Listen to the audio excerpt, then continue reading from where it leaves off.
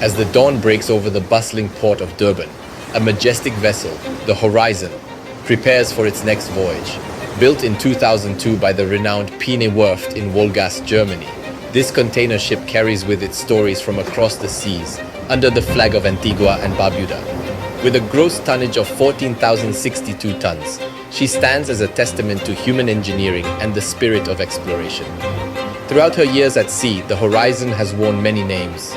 Once known as Antares J, Antala, and even Maersk Rotterdam in her earlier days, each name marks a chapter in her storied journey. Now, as she departs from the port of Durban, her silhouette against the rising sun marks the beginning of another chapter. We capture her grace and power as she navigates through the waters, leaving behind the familiarity of Durban for the promise of adventures that lie in Port Elizabeth. This voyage is not just a journey across the water, but a continuation of the Horizon's legacy.